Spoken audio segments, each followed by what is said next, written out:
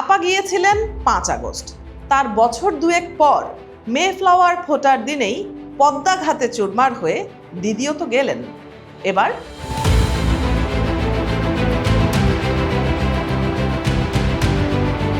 দর্শক, হয়তো আপা দিল্লি থেকে খুসখুস করে একটু কাশি দিয়ে আওড়াচ্ছেন কাজলা দিদি কবিতার সেই চিরায়ত লাইন, আমিও নাই দিদিও নাই, কেমন মজা হবে। আলাপটা আসলেই সিরিয়াস। দিদিও যেহেতু নাই, তবে আমাদের আসলে কেমন মজা হবে। ভারতের পশ্চিমবঙ্গ বিধানসভা নির্বাচনের ফল নিয়ে তোলপাড় গোটা দক্ষিণ এশিয়া।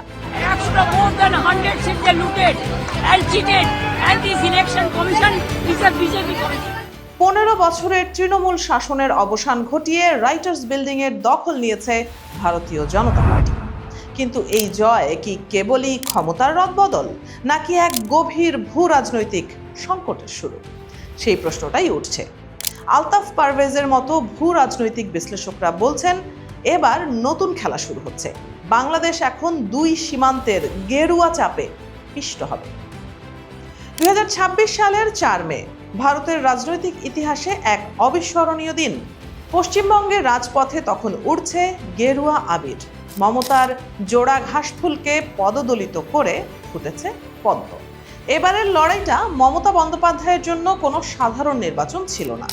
একে অভিহিত করা হচ্ছে এক অসম যুদ্ধ হিসেবে, যেখানে প্রতিপক্ষ ছিল খোদ ভারতের কেন্দ্রীয় সরকার, নির্বাচন কমিশন এবং রাষ্ট্রীয় সব সংস্থা।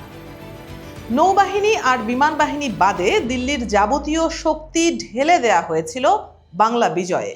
নরেন্দ্র মোদী থেকে অমিত শাহ, মুড়ি চানাচুর খাওয়া থেকে গঙ্গায় নৌবিহার, বাঙালিত্বের আবেগ ছুঁতে চেষ্টার কমতি ছিল না কারোরই। ফলাফল বলছে বিজেপির সেই ভোট ইঞ্জিনিয়ারিং সফল। 2011 সালে যে দলটির একটি আসনও ছিল না, 15 বছর পর তারা 150 আসনের ম্যাজিক ফিগার অতিক্রম করেছে অবলীলায়।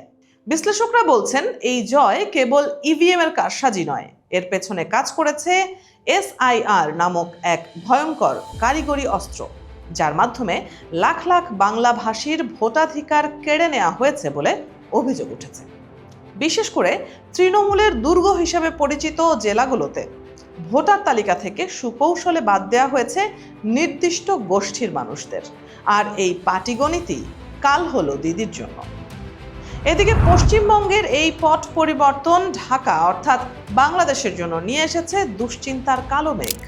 তিস্তা চুক্তিতে বাধা দেওয়া মমতার প্রতিও বাংলাদেশের মানুষের এক প্রকার সহানুভূতি ছিল সাম্প্রদায়িক শক্তির বিরোধিতার কারণে। কিন্তু এখন নবান্নে যদি শুভেন্দু অধিকারীর মতো নেতারা বসেন, তবে সীমান্তের ওপারে থাকা বাঙালিদের ওপর বাংলাদেশি তকমা সেটে দেওয়ার আশঙ্কা বাড়ছে শতগুণ। বিশ্লেষকদের মতে SIR এর মাধ্যমে নাগরিকত্ব হারানো মানুষদের জোরপূর্বক বাংলাদেশে ঠেলে দেওয়ার বা পুশিন করার চেষ্টা করা হলে ঢাকার নতুন সরকার বড় ধরনের কূটনৈতিক সংকটে পড়বে। ভয় কেবল নাগরিকত্ব নিয়ে নয়, ভয় পশ্চিমবঙ্গ ভেঙে ফেলার নীল নকশা নিয়েও। বিজেপি কি এবার শিলিগুড়ি, দার্জিলিং আর কোচবিহার নিয়ে আলাদা রাজ্যের পথে হাঁটবে? যদি উত্তরবঙ্গ আলাদা হয়ে যায়, তবে পশ্চিমবঙ্গ হবে ক্ষুদ্র এক ভূখণ্ড। চা আর পর্যটন শিল্প হারিয়ে এই রাজ্য অর্থনৈতিকভাবে পঙ্গু হয়ে পড়ার ঝুঁকিতে থাকবে, যার প্রভাব পড়বে সরাসরি প্রতিবেশী বাংলাদেশেও। অন্যদিকে আসামের চিত্রও ভয়াবহ। সেখানে হিমন্ত বিশ্ব শর্মার নেতৃত্বাধীন বিজেপি জোট 126টির মধ্যে 99টি আসন দখল করে নিয়েছে। আর সেখানেও মূল অস্ত্র ছিল অবৈধ বাংলাদেশি খেদাও রাজনীতি। আসামের মুসলমান প্রধান নির্বাচনী এলাকাগুলোর সীমানা পুনর্বিন্যাস করে যেভাবে গেরুয়া আধিপত্য নিশ্চিত করা হয়েছে, তা দক্ষিণ এশিয়ার রাজনীতিতে এক নতুন মেরুকরণের ইঙ্গিত দিচ্ছে। দুই সীমান্তের এই সাম্প্রদায়িক মেরুকরণ বাংলাদেশেও অনুরূপ উগ্রবাদী শক্তিকে পুষ্ট করতে পারে বলে মনে করছেন রাজনৈতিক বিশ্লেষকরা। ভারতের 31টি রাজ্যের মধ্যে 21টিতেই এখন বিজেপির দাপট। লোকসভায় তাদের নিরঙ্কুশ সংখ্যাধিক্য আঞ্চলিক দলগুলোর অস্তিত্বকে হুমকির মুখে ফেলেছে। মমতার এই পতন দিল্লির কেজরিওয়াল বা উত্তরপ্রদেশের মায়াবতীর মতো আঞ্চলিক নেতাদের জন্য এক অশনি সংকেত। ভারত কি তবে এক কেন্দ্রিক একমুখী রাজনীতির দিকে এগোচ্ছে? তবে অন্ধকারের মাঝেও সামান্য আশার আলো দেখছেন বামপন্থীরা। এবার বিধানসভায় আসনের হিসেবে না হলেও ভোট প্রাপ্তির হিসেবে তারা হারানো জমি ফিরে পাওয়ার ইঙ্গিত দিচ্ছে। কিন্তু সেই সামান্য উত্থান কি পারবে বিজেপির শতবর্ষী লক্ষ্য বা আরএসএস এর জয়যাত্রাকে রুখে দিতে?